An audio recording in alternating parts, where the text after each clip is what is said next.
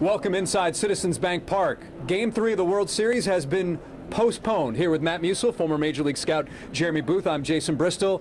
Basically, for the Astros, everything has slid back a day.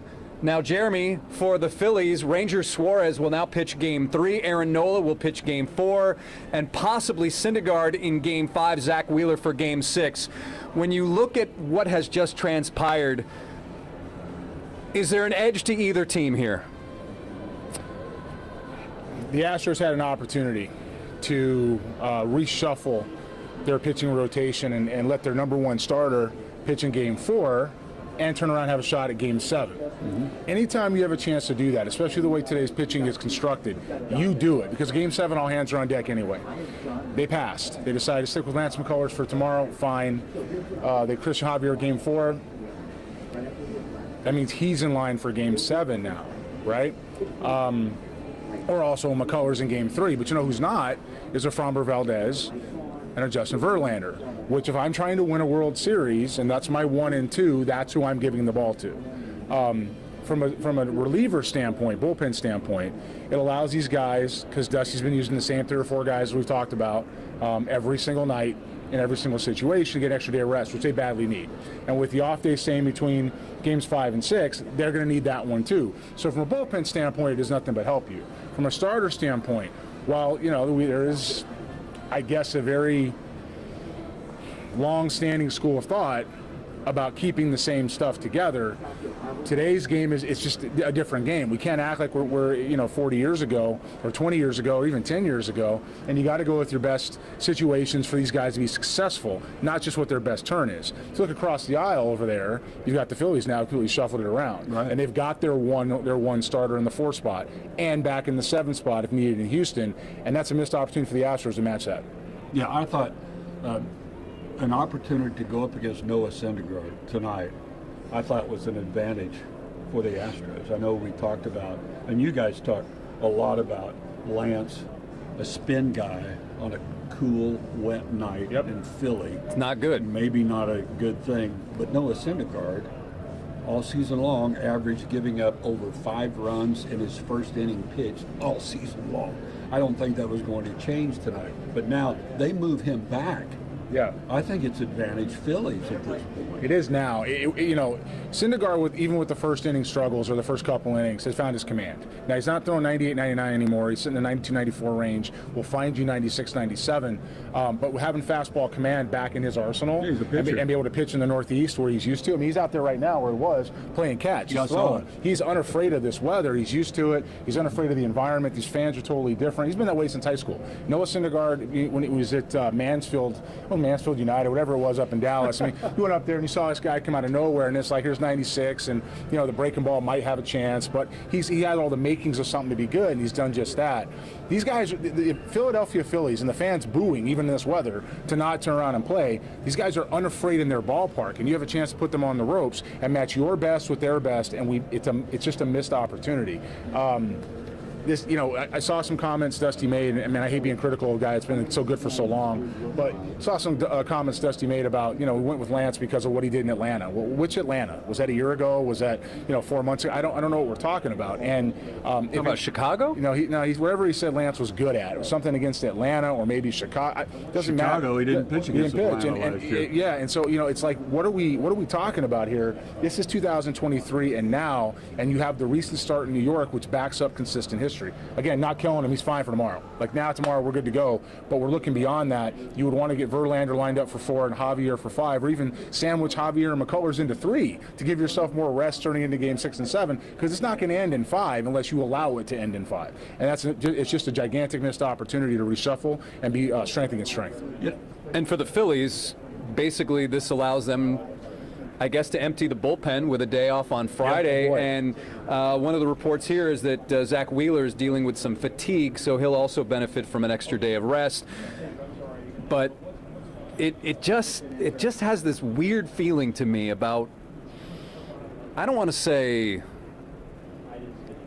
I just have a weird feeling about what the Astros are doing here. It just seems like, I don't want to say overconfident, that's not it, but I feel that perhaps sticking to their guns here too much might come back and backfire. It could. They're out there. they're out there. They put themselves out there. That's what they decided to do. I think the game off, the travel day, because I was talking to Major League officials when they were contemplating what to do. Everything was on the board here. They were thinking there was one plan that they would play here Thursday night and then play again in Houston on Friday night. They wouldn't have a travel day. Yeah. I'm so glad they decided to have that off day. Just the logistics to move everything. I'm quite certain the Players Association absolutely killed that. And there's no doubt. When I say certain, I mean I'm 175% certain. I mean, there's no chance at all that in this part of the season, especially with the off day being a Sunday, or the, game 7 rather initially being Saturday, there's no way they're going to rush that. What's Sunday matter? Yeah, well, Fox.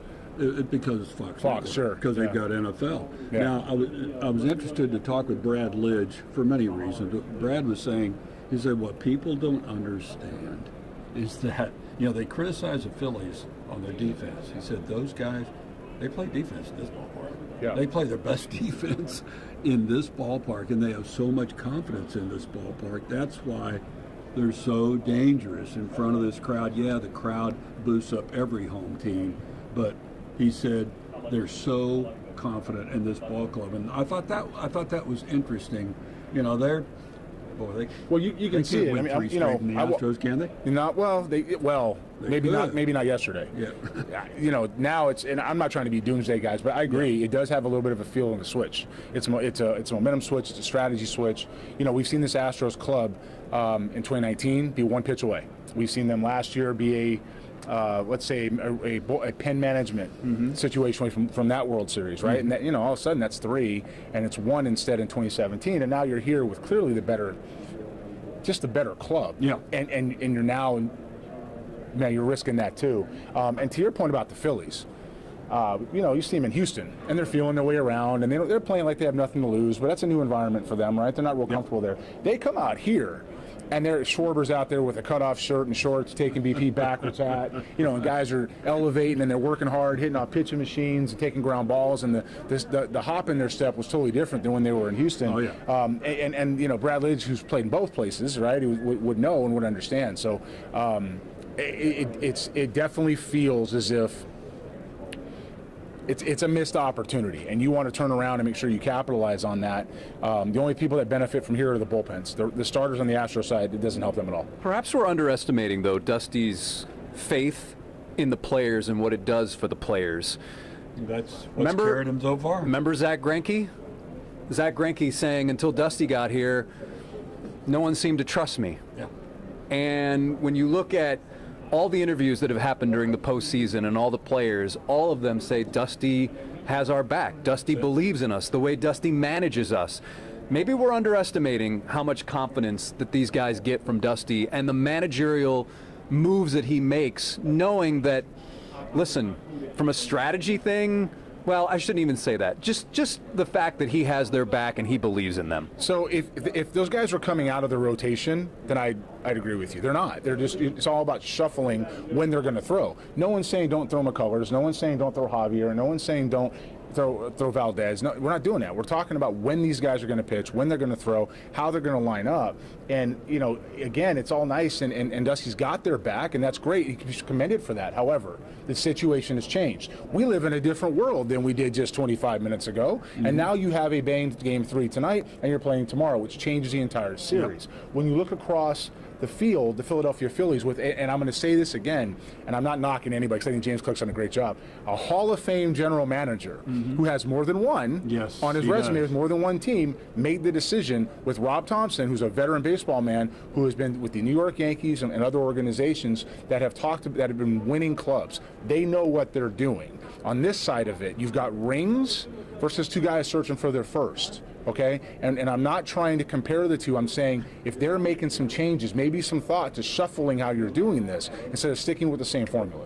Again, Suarez will pitch Game 3 for the Phillies. Nola will pitch Game 4, and that sets up Aaron Nola to potentially pitch a Game 7 if there is one. Well, with that, you got Noah Syndergaard now in Game 5, and Kyle Gibson probably right behind him in Game 5, right? And so that's a piggyback. Now, stop me if maybe a certain analyst might have said with Lance McCullers, you run Javier right behind him, you go ahead and help them both, right? Because Javier, as long as he starts innings, he deals. As long as you have, if McCullers is going to start it, you don't have to stretch him out. You can find a way to win a pivotal Game 3. Again, these are big league players. They're some of the best in the world. This is the best team. They deserve all the benefit of the doubt. However, you'd hate to look back at not winning another ring and say we just didn't readjust how we're lining these guys up because we wanted to stick to our guns. No, you're trying to win a World Series. The trophy, the rings, the hardware. You know those guys that walk around Minute Maid Park with the big chains and the H right there? Give me one of those, like with diamonds and platinum. Like, let's rock one of those things and walk around the city.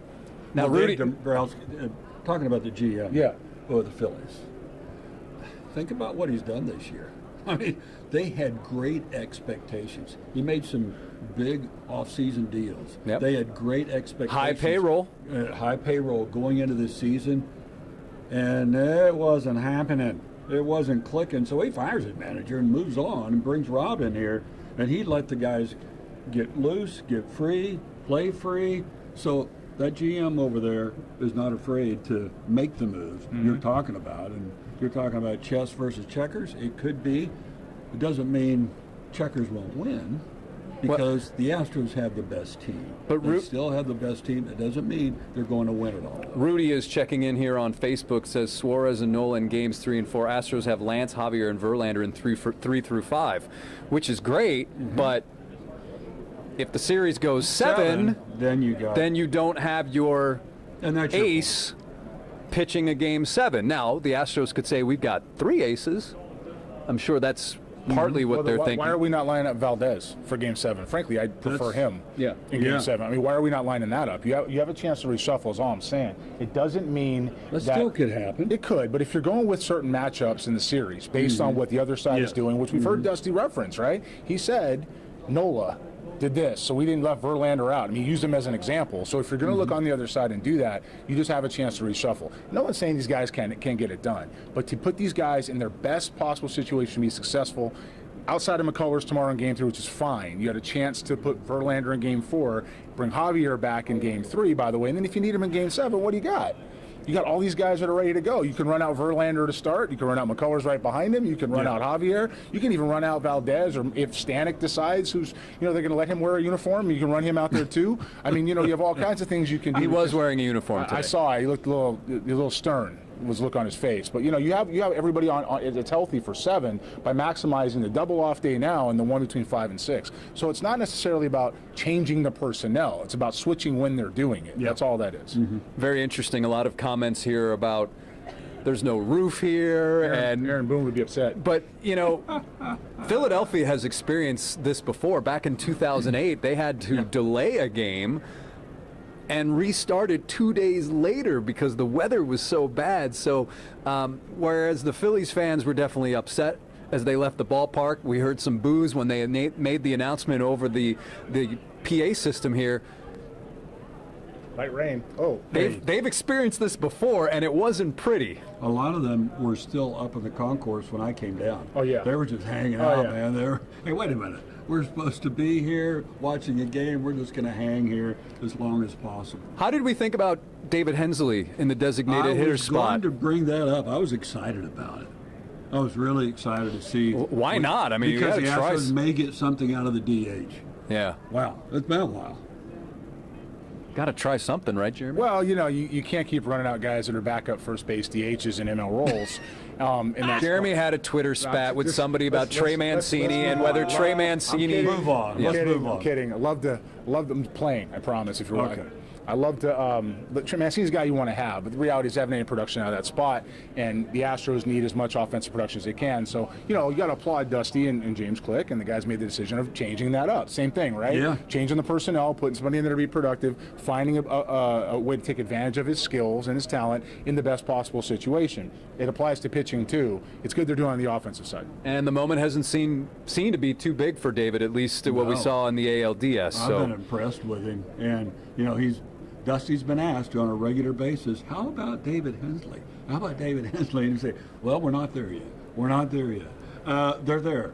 They're there now. Yeah. And hopefully he'll be back in the lineup tomorrow when he makes out the card. All right, so that will do it here from Citizens Bank Park. Game 3 of the World Series postponed between the Astros and Phillies. We'll be back here tomorrow night as we get ready for, Game 3 of the World Series between the Astros and Phillies. We'll see you then. Thanks for watching.